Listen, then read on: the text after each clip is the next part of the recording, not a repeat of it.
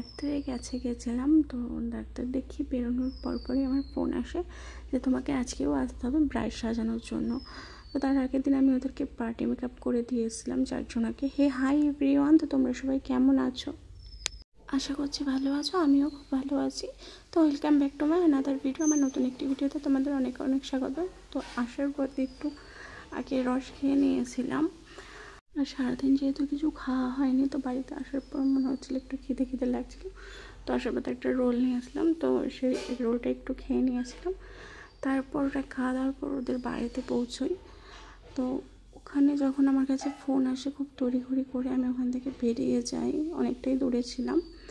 তো তারপর বাড়ি এসে আর বেশিক্ষণ বসেও নেই, জাস্ট রোলটা খেয়েই আমি বেরিয়ে যাই। তারপর ওদের বাড়িতে গিয়ে যেটা আমার সব থেকে আগে চোখ পড়েছিল, ওদের ঠাকুরের সিংহাসনের দিকে। তো এত ভালো লাগছিলো, জগন্নাথ বলরাম সুভদ্রা সব ছিল, খুব সুন্দর লাগছিলো, তাই তোমাদের সাথে একটু শেয়ার করলাম। তো আমি তো তাড়াহুড়ো করে বেরোই, ওখান থেকে এসেও বাড়িতে বেশিক্ষণ বসিনি। তো তারপরেও যাওয়ার পর ওর বসতে অনেকটাই লেট হয়ে গেছিলো, প্রায় 1 ঘন্টা পর বসেছিল। তো তারপর আস্তে আস্তে আমি রেডি করতে থাকি। তো যাওয়ার সঙ্গে আমার ব্রাইড হট করে বলে উঠেছিল, তুমি প্রিয়াদি না? তোমার ভিডিও আমি দেখি সব সময়।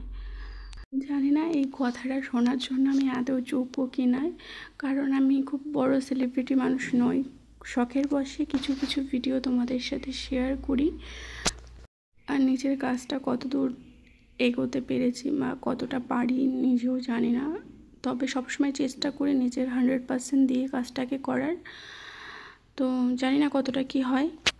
কোনো সেলিব্রিটি বা খুব বড় নাম করা কেউ না হওয়ার পরেও যখন এই সমস্ত কথাগুলো কারো থেকে গিয়ে শুনি যে আমার ভিডিও দেখে বা লোকে আমার ভিডিও দেখছে, আমার ব্রাইড আমাকে চেনে, আদৌ কিন্তু ওর সাথে আমার কোনো চেনা জানা নেই, বাট ও যে আমার একজন ফেসবুক ফলোয়ার, তো এটা শুনে খুব ভালো লেগেছিল যে আস্তে আস্তে কিছু মানুষ হলেও আমাকে চেনে এখন।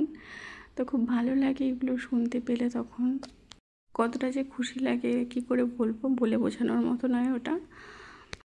তারপর আমি ওকে রেডি করছিলাম, আর ওকে জিজ্ঞাসা করছিলাম আস্তে আস্তে যে ওর কোনো ক্রাইটেরিয়া আছে কি না, ও কীরকম কী সাজতে চায়। তো পুরোপুরি আমার উপর ছেড়ে দিয়েছিল। যখন আমাদের উপর কেউ ছেড়ে দেয় পুরো ব্যাপারটা, তখন দায়িত্বটা আরও বেড়ে যায়। দেখো, আমি সাজাতে যাবো আর কারেন্ট যাবে না, সেটা কখনো হয়? সেটা হতেই পারে না।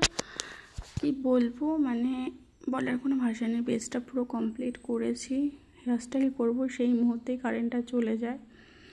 তার মধ্যে ওর একজন ননদ, ওর যাতে গরম না লাগে তাই হাত পাখা দিয়ে হাওয়া করছিল, এটা দেখে বেশ ভালো লেগেছিল। যে ননদ ভাইয়ের বউয়ের মধ্যে এতটা ভালোবাসা, সত্যিই খুব ভালো লাগছিল দেখে। তার মধ্যে রেডি করার পর এই পুচকিগুলো কি বলছে একটু শুনে। কতটা তোমার জোরে বলো, কিরকম লেগেছে? ভালো না খারাপ সেটা অনেকটা, কতটা ভালো? অনেকটা।